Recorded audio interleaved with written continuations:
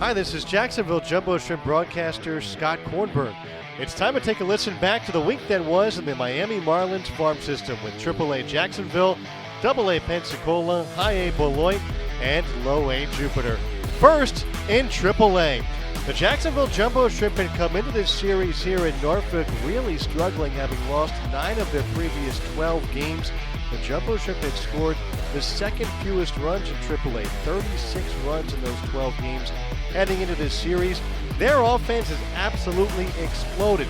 Through 5 games, they have put up 38 runs. They've won 4 of these 5 games and look to make it 5 out of 6 today with Patrick Monteverde as an opener on the mound. But the offense has been looking really, really good. The first 39 games of the season, Jacksonville had 6 innings of 4-plus runs. And these 5 games over Norfolk, they have had 6 innings of 4-plus runs. Their offense on a roll. It's been in big situations like this one on Tuesday night with Jack Winkler to put the Jumbo Shrimp ahead in the 8th inning. Golden opportunity for Jacksonville here, down by 1, top of the 8th. The 0-2. Looped in the air behind second, sinking quickly, it's a base hit! De Los Santos scores from third! Johnston rounds third, he comes in as well! Acosta sprints to third base! Jacksonville leads for the first time today on Jack Winkler's 2-run bloop single here in the 8th. So that capped a 4-run inning for Jacksonville. Again, they look to make it 5 out of 6 at Norfolk on Sunday, a 105 first pitch. And they come back home to take on the St. Louis Cardinals affiliate, the Memphis Redbirds. Hey everybody, this is Pensacola Blue Wahoos broadcaster Eric Bramer with an update on the Marlins AA club, now past the halfway point of the first half of the Southern League season. The Blue Wahoos have spent most of the year with the best record in AA, but after suddenly losing 5 straight to the red-hot Biloxi Shuckers last week, they don't even have the best record anymore in their own division. They trailed the Shuckers by a game, but they have bounced back a little bit this week, taking 3 of their first 5 against the Rocket City Trash Pandas. Helping things out, the new spark plug at the top of the order, new arrival Fenwick Trimble. Trimble is the first member of the 2024 Marlins draft class to reach AA, and after arriving in town Tuesday, he debuted on Wednesday. So far, through 4 games, he's 4 for 13 with a double, 5 walks, 3 RBI, and on Friday night, his first AA home run. Tejada, a former Marlins farmhand back in the day. The next pitch is driven out to left off the bat of Trimble. Going back is Ketchup, and that ball is gone! Fenwick Trimble hits his first at AA. There was no doubt about it, and it's a 4-2 game. On Saturday night, the Blue Wahoos sent Dax Fulton to the mound, and some encouraging signs from the young lefty, still just 23, trying to work his way back from his second career Tommy John surgery. Fulton took a no-hitter through 4 2/3. He allowed just 1 hit and 1 unearned run over 5 innings. He threw a season-high 91 pitches, and he struck out 5 batters as the Wahoos beat the Trash Pandas by a score of 3-1.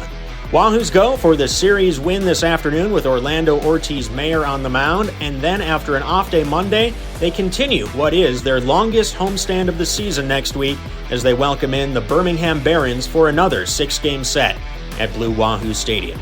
Until then, this is Eric Bramer with your Wahoos update. Well, for Beloit, they've been playing some pretty good baseball as of late. They've won 6 of their last 10 games, and if they can win today's game, they will win the series at the Wisconsin Timber Rattlers. They won yesterday 4-3, and they also took the first 2 games of the series 17-3 and 12-7 back on May 13th and 14th. And it's been not only a successful week, but a really successful month so far here in May for the Sky Carp. The pitching has improved a lot, a 3.96 ERA as a team, and a couple of big-time starters, Thomas White and Emmett Olson. Both of them finding some very good success. Both have at least started 5 games so far, and both have an ERA in the 3s. The offense is picking up as well. They recently lost one of their top hitters, Fenwick Trimble, who was called up to AA Pensacola, and Colby Shade has really filled in nicely so far in this lineup, really picked up the slack a little bit. He had a 4-hit performance back on the 13th, and he also walked 3 times in yesterday's ballgame, has actually walked 7 times so far in this series, so he's getting on base at a really good rate right now, and it's a huge reason as to why Beloit is really in it right now in the Midwest League West Division. They are 3 games out of first place Quad Cities, and they're 2.5 games behind Cedar Rapids, who is in second place And this could not come at a better time right now. This recent success is coming up this week.